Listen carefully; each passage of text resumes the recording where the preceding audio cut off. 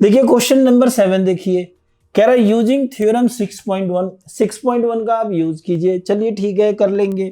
Prove that a line drawn through the mid point of one side of a triangle parallel to another side bisect the third side. कहने का मतलब ये हुआ कि जैसे अब recall that you have prove it in class 9th, यानी जो क्लास 9th में आपने प्रूव किया है ना वो मिड पॉइंट थ्योरम की, वही बात यहां कह रहा है। तो यहां पर आपको प्रूव करना है, लेकिन आपको उसमें अपना 10th क्लास वाली छवि जो है वो रखना है, यानी बीपीटी का यूज करना है। तो चलिए अब सबसे पहले हम जो सेंटेंस है, जो स्टेटमेंट है, उसका जो है हम फिगर बना लेते हैं उसके अकॉर्डिंग। चलिए ऐसा कुछ है, ये रहा हमारा ए बी और सी, डी एंड ई। क्या है? A line drawn through the mid point of one side, यानी ये गिवन है कि डी जो है वो मिड पॉइंट है ए बी का, यानी एक लाइन बनाया जाता है जो एक साइड के मिड पॉइंट से हो और दूसरा पैरेलल टू अनदर साइड, इसके पैरेलल है। समझ में आ रही बात? ये भी गिवन है स्टेटमेंट में ही, ये भी गिवन है, मिड पॉइंट भी है और डीई पैरेलल बीसी भी है। तो इसको हम लिख सकते हैं, है ना? तो क्या लिखेंगे हम? गिवन है हमारा, हाँ एक चीज और, गिवन कंस्ट्रक्शन प्रूव लिखना है, फिर आप जाके प्रूफ के अंदर ये काम करोगे। जैसे कि हमने गिवन लिखा ना, अब यहां से हम प्रूफ दिखा रहे हैं, तो जो ये पार्ट है ना, हम आपको प्रूफ का पार्ट कर रहे हैं, ठीक है? लेकिन उससे पहले आप क्या करोगे? गिवन लिखोगे, फिर क्या लिखोगे? अगर कंस्ट्रक्शन होगा तो कंस्ट्रक्शन लिख दोगे, ठीक है ना? फिर क्या करोगे? उसके बाद जो प्रूव करना होगा वो प्रूव लिखोगे। ये प्रूव करना है कि ई मिड पॉइंट है एसी का, E the mid point of AC. और उसके बाद क्या करोगे? प्रूफ लिखोगे। क्या लिखोगे? प्रूफ। और फिर ये काम करोगे जो हम कर रहे हैं। तो वो सारी चीजें बहुत आसान होती है, सिर्फ क्वेश्चन से लिखना होता है, ठीक है? चलिए, हाँ और एक चीज, जो गिवन में होता है वो सारी चीजें आपको फिर प्रूफ में भी लिखना होता है। तो ऐसी कोई चीज है ही नहीं जो छूट रहा है ना? डन। चलिए, तो यहां क्या है हमारा? गिवन है क्या? D is mid point of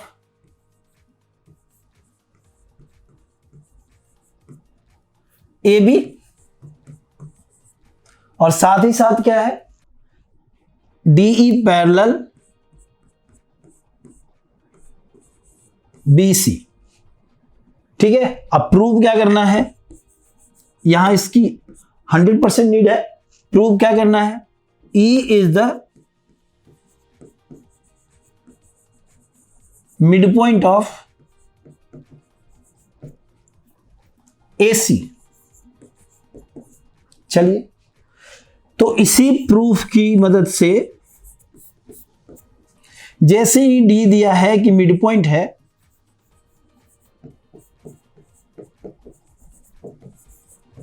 A B है, तो मिड पॉइंट का मतलब क्या? अगर इधर 5 है तो इधर भी 5, यानी मैं ऐसा लिख सकता हूं ना, A D equal to D B,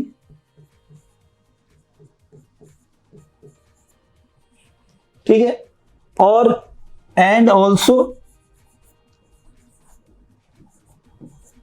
क्या गिवन है साथ ही साथ? डीई पैरेलल बीसी, ये भी तो गिवन है। तो फिर से हम क्या करेंगे? बाय यूजिंग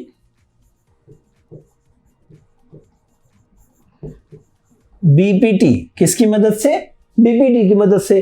क्या लिख सकते हैं? एडी अपॉन, चलिए अगले पेज में ही चलते हैं।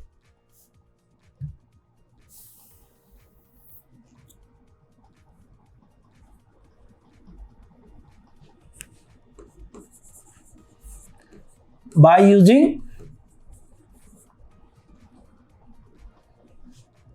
बीपीटी क्या लिख सकते हैं? AD upon DB equal to AE upon EC.